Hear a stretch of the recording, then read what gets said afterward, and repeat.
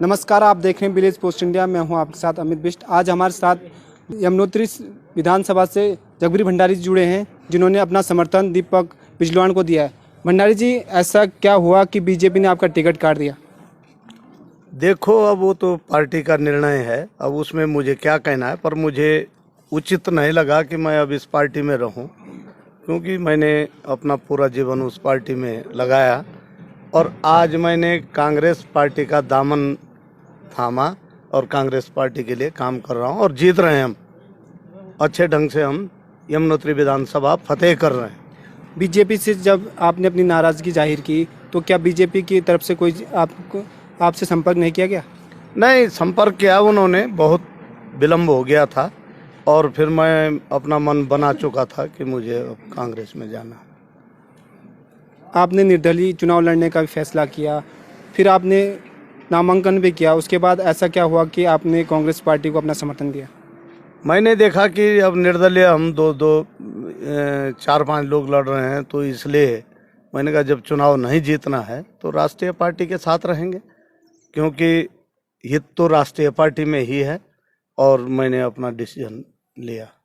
BJP की तरफ आपका जाना आपने उचित नहीं समझा? आपने नहीं, बीजेपी ऐसी क्या नाराजगी थी? क्या कुछ सब बीजेपी की तरफ से मेरा मन खट्टा हो गया था। बहुत काम किया बीजेपी के लिए, पूरा जीवन बीजेपी में लगाया और मैंने कहा इस पार्टी में की तरफ से आपसे संपर्क नहीं किया गया? नहीं, कोई संपर्क नहीं। बीजेपी वालों को तो अपने पे घमंड है ना कि हम 60 पार करेंगे, तो देखते हैं अब इस बार 20 पार भी होते हैं कि नहीं होते। मुझे तो नहीं लगता। तो बीजेपी का 5 साल का कार्यकाल है, आप भी उस सरकार में बीजेपी से जुड़े थे, तो उसे किस तरीके से देखा? वही तो निराशाजनक रहा। पूरा 5 साल जो है इन्होंने कोई काम नहीं किया। सिर्फ भाई केंद्र की सरकार ने काम किया, वो दिख भी रहा। हम केंद्र की सरकार की आलोचना नहीं करते, तो प्रदेश सरकार बिल्कुल जो है एकदम मृत रही, कोई काम नहीं। यमुनोत्री विधानसभा में ऐसे कौन से विकास कार्य हैं जो अभी होने बाकी है, जिनकी अभी यहाँ कमियां हैं? हमारी तो मैंने कांग्रेस जब ज्वाइन की तो मैंने तो एक ही शर्त रखी, मैंने कोई बात नहीं रखी, केवल यमुनोत्री जिला। मैंने कहा भाई यमुनोत्री जिला जिसका मुख्यालय बड़कोट हो, एक शर्त के साथ मैंने कांग्रेस पार्टी ज्वाइन की। इससे पहले जो विधायक हैं अभी यहाँ के केदार सिंह, उनका कार्यकाल किस तरीके से देखते हैं? बहुत ही निराशाजनक है और सब पूरी पब्लिक को मालूम है। सारी पब्लिक नाराज है, पूरे पार्टी के कार्यकर्ता सब नाराज हैं। यदि पार्टी के कार्यकर्ताओं से उनका संवाद होता, बातचीत होती, तो आज ये दशा भारतीय जनता पार्टी को यमुनोत्री में नहीं देखना पड़ता। जो अभी मुद्दे हैं आपके जो प्रत्याशी हैं उनके, तो उन कौन से ऐसे मुद्दे हैं जिनको लेकर आप जनता के बीच जा रहे हैं? अब मुद्दे तो जो पार्टी का मैन्युफैक्चर है वो तो पब्लिक के पास है ही। जो यमुनोत्री विधानसभा के जो मुद्दे हैं, यमुनोत्री विधानसभा मुख्य मांग तो यहाँ की जनपद की नीचे स्तर पर, बाकी कई हैं। उद्यानीकरण का है, पर्यटन के क्षेत्र में हम इस क्षेत्र को आगे बढ़ाना चाहते हैं, जिसमें बेरोजगारी इतनी ज्यादा बढ़ी, सबसे ज्यादा नाराजगी बेरोजगारों की, तो हम उस पर काम करेंगे और बेरोजगारी को कम करेंगे। बेरोजगारी किस तरीके से बेरोजगारी कम करेंगे? बेरोजगारी के लिए मैं बता तो रहा हूँ कि हम पर्यटन के क्षेत्र में, उद्यान के क्षेत्र में काम करेंगे और बेरोजगारी दूर करेंगे। आपको क्या लगता है इस बार यमुनोत्रीकरण किसके पक्ष में जाएगा? कांग्रेस पार्टी 100%। आप जो मुद्दे हैं आपके, इन मुद्दों के लिए आप दीपक बिजलान की वोट करें? सबसे मोस्ट और इम्पोर्टेंट तो है भी डिस्ट्रिक्ट का। उसके बाद अपने बड़कोट में यहाँ पे एक तो मेडिकल कॉलेज होना चाहिए, इंजीनियरिंग कॉलेज होना चाहिए। आज तक जो नेता बन के आए, इन्होंने तो इन मुद्दों पे कोई बात ही नहीं करने की तो आप बात करें। कम से कम दीपक बिजलान के आने से एक उम्मीद तो जगी है। अब मुझे लगता है 101% दीपक बिजलान एक करके दिखाएगा। दीपक बिजलान पर काफी आरोप लगा रहे हैं विपक्ष वाले, तो आप किस तरीके से देखते हैं? आरोप तो पक्ष विपक्ष में लगते रहते हैं, बिना आरोपों की तो कोई राजनीति नहीं होती। आज त्रिवेंद्र रावत को क्यों हटाया गया है? उस पर भी तो आरोप लगे थे। तो मतलब आरोप तो ये है कि बीजेपी जिस पे आरोप लगाती है या तो उनका पक्ष ले ले। बीजेपी में जाने से आदमी साफ हो जाता है, दूध का धुलावा हो जाता है। अगर वो बीजेपी में नहीं जाता है तो उस पर आरोप लगेंगे। जब तक दीपक निर्दलीय प्रत्याशी ने कांग्रेस से टिकट मांग रहे थे, उनका आरोप है कि दीपक बिजलान ने कांग्रेस से टिकट खरीदा है।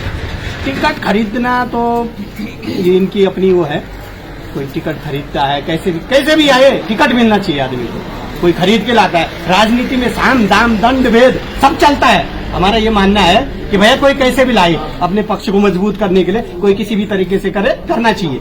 आपका क्या कहना, आपका कहना है कि टिकट खरीदना है, लेकिन जनता का जो विकास हुआ ऐसे अधर में जनता का विकास क्यों नहीं हुआ? हम ये बोलते हैं दीपक बिजलान के पास सत्ता रही और उसने प्रत्येक घर में प्रत्येक गरीब व्यक्ति को, आज वहाँ हमारे यहाँ खरादी में एक विकलांग बच्चा है, हमेशा रोड पे भीख मांगता है। किसी यमुनोत्री विधानसभा में आज तक कोई नेता नहीं थे, क्या उसको एक आवास नहीं दिया जा सकता था? आज दीपक बिजलान ने जो है उस व्यक्ति को आवास दिया है, जिसके बिल्कुल हाथ पैर बिल्कुल वो है, बोल भी नहीं सकता है। तो ऐसे लोगों की हेल्प जो है दीपक बिजलान ने करी है। क्या यहाँ यमुनोत्री में कोई नेता नहीं था, वो उसकी हेल्प नहीं कर सकते थे? आज जो है दीपक बिजलान पुरोला से आकर यहाँ पे लोगों की हेल्प कर रहा है, गरीबों की हेल्प कर रहा है, तो उसको बाहरी बताया जा रहा है। उस पर तो आरोप भी लगते हैं भ्रष्टाचार के, उन्होंने जिला पंचायत में काफी भ्रष्टाचार किया है, उसने गरीबों को पैसा दिया है। अगर उस पर भ्रष्टाचार भी लगा है, अगर बाय द वे सिद्ध भी होता है, अभी सिद्ध नहीं हुए हैं। हाईकोर्ट ने क्लीन चिट दी है। आप तो सीधे कह रहे हैं कि उन्होंने भ्रष्टाचार किया। हाईकोर्ट ने क्लीन चिट दे रखी है। अगर ये आरोप लगा रहे हैं तो हमारा तो ये मानना है, अगर बाय द वे आरोप लगते भी हैं तो उसने गरीबों को पूरी सहायता कर रखी है, कोई दिक्कत नहीं। जैसा मर्जी वैसा ये आरोप लगा ले। ऐसे कौन से काम है दीपक बिजलान की जो अभी तक उन्होंने अपने क्षेत्र में किए? मंदिरों का है, स्वास्थ्य सेवाएं हैं। अभी आप देखो एम्बुलेंस में, जब ये सब कोविड कालों में कहाँ थे यमुनोत्री के नेता? उस समय जब कोविड कालों में जो है दीपक बिजलान को अपनी पर्सनल एम्बुलेंस से चलानी पड़ी, वहाँ उस समय कहाँ थे? जो गरीब लोग राशन के बिना तरस रहे थे, उस समय कहाँ थे यहाँ के नेता? उस समय दीपक बिजलान ने जो है ऐसे समय में लोगों की हेल्प करी है, जब बिल्कुल यहाँ का जो है यहाँ के नेता लोग जो है सब अपने घरों में सो रखे थे। दीपक बिजलान को कोरोना हो रखा है, उससे मत मिलना, लोग इस तरह की जो है भावनाएं फैला रहे थे। उस समय कहाँ थे यहाँ यमुनोत्री के नेता? आज की डेट में जो है दीपक बिजलान, यमुनोत्री जीतेगा, ये सब कार्यकर्ताओं का हुआ है। केदार राउत उनका कार्यकाल किस तरीके से? हम उनका कार्यकाल जो है इस तरीके से देखते कि आजीवन जो है हमने जो है उन्हीं के साथ रहे। जब क्षेत्र की अनदेखी होती है तो स्वाभाविक है कि जनता जो है भटकती है।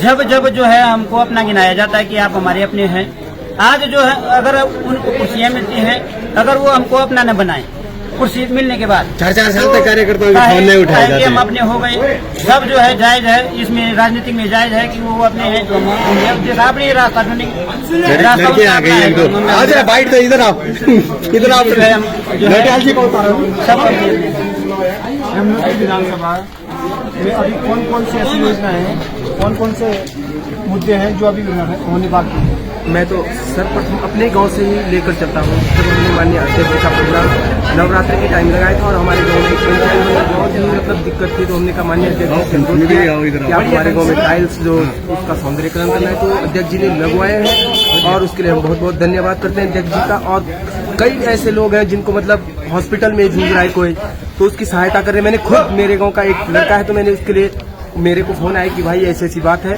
तो मैंने अध्यक्ष जी को फोन किया और अध्यक्ष जी ने अपना प्रतिनिधित्व के रूप में हॉस्पिटल में भेजा है, उनको आर्थिक सहायता की है और इसके लिए मैं अध्यक्ष जी का बहुत बहुत धन्यवाद करता हूँ। आप यमुनोत्री के वोटर्स हैं, तो आप जिसकी तरफ जाना चाहोगे?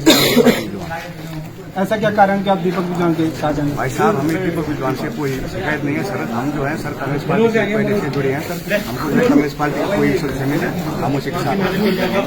निर्दलीय भी हैं, केदार रावत भी हैं बीजेपी और कांग्रेस से दीपक बिजलान। आप उनमें से किसको कहाँ पर देंगे?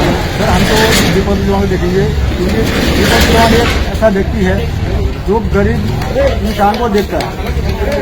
रही बात विधायक जी की, जो वर्तमान विधायक है केदार सिंह रावत, उनको मैंने अपनी गांव की तरफ से 3 एप्लीकेशन दी थी। सार्वजनिक रास्ता था, उन्होंने कोई एक्शन नहीं लिया, ठीक है। और हम जो है बचपन से, हमारे जो मम्मी पापा हैं, दादी दादा है, कांग्रेस ही है और हम कांग्रेस ही रहेंगे और दीपक भाई को भारी से भारी मतों से विजय बनाएंगे। केदार रावत जी और संजय डोभाल जी, दीपक बिजलान जी, किसका बहुत भारी दिख रहा है आपके मुल्क में? माननीय आपको मैं अपनी ओर से और इस यमुना घाटी की ओर से आपको बहुत बहुत धन्यवाद। ये मामला आप प्रकाशन में लाएंगे। यहाँ इस समय हमारे उत्तराखंड में जो यहाँ का जब से हमारा उत्तराखंड निर्माण हुआ तब से यहाँ की जो पार्टी है वो परिवर्तन के लिए 5 वर्ष भाजपा और 5 वर्ष कांग्रेस। इस समय जो भाजपा निर्दलीय भी रहे हैं परंतु सरकार की ओर से मैं आपको बैठ कर रहा हूँ कि भाजपा के शासनकाल में महंगाई, बेरोजगारी और गरीबी की समस्या ये बढ़ती गई।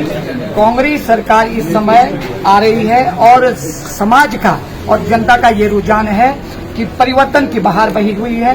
केदार सिंह रावत जी हमारे पूर्व विधायक हैं, केवल मोदी जी के नाम पर वोट मांग रहे हैं और हमारे दीपक बिजलान जी जिला अध्यक्ष जी हैं।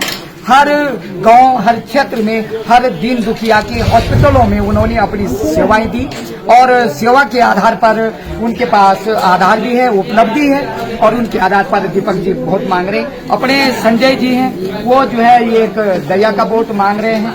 पहले हारे हुए थे, कांग्रेस पार्टी में थे, टिकट नहीं मिला तो इसमें तो हाईकमान की क्या उनके साथ कोई रंजिश थोड़ी थी, गेंदबाजी तो ऐसी हाई नहीं थी। उन्होंने अपना मन बनाया है परंतु इस समय दीपक बिजलान जो है भारी से भारी मतों से जीत रहे हैं।